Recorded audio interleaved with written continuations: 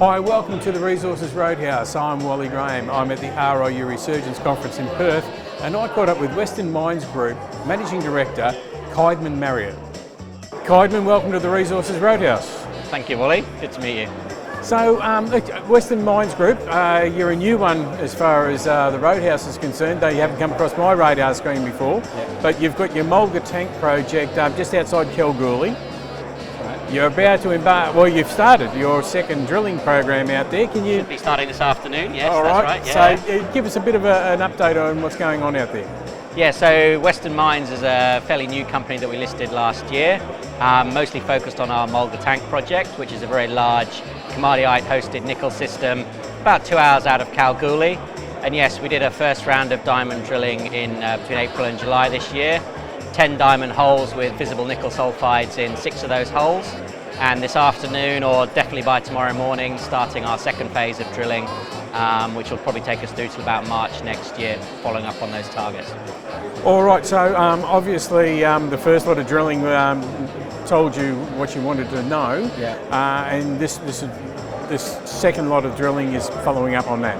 Absolutely, yes. So in the first round, I mean, it's a very large system here. The whole this dunite intrusion is probably about 4 kilometres by 5 kilometres in size, so about maybe 20 square kilometres. We deliberately put 10 holes scattered around the intrusion to test a multitude of different targets. And of those, we've kind of highlighted the most prospective ones. We did downhole EM, and we've got certainly 2 very strong off-hole conductive targets that we'll be drilling. We had one hole that intersected well over 300 metres of disseminated nickel sulfide in a Mount Keith style, so we'll be following up on that as well.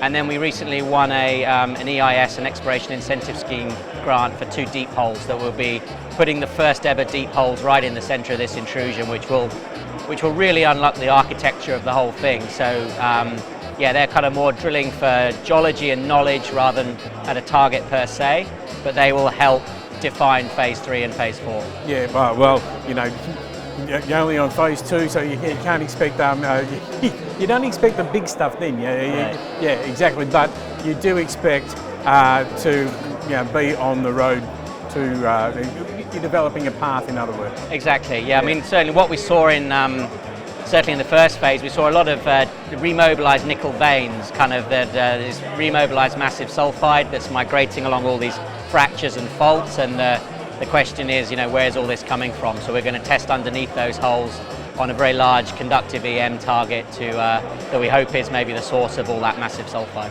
And again, just outside of Kalgoorlie, because as we know, everything's been discovered near Kalgoorlie, but people are still out there and they're still finding stuff. Well, absolutely. I mean, yeah, so we're about 2.5 hours drive east, and you're getting to the edge of the Great Victoria Desert. So yeah, we're under 50, 60 metres of sand cover. So we've got 0 outcrop. We own the whole greenstone belt, but with no outcrop. So, they're chasing gossans and all stuff like that. None of that exists for us. We'd use a lot of geophysics, a lot of vectoring towards where we think the nickel mineralisation is. And so yeah, we've put 10 of only 20 holes ever drilled in this system, and of those 20, well over 12 of them has got disseminated nickel sulfides in. So very exciting, underexplored ground. All right, Caedmon, well, now that you've been to the Roadhouse, let's not be a stranger. Make sure you come and knock on our door again, and we look forward to catching up again soon. Great. Thanks very much, Wally.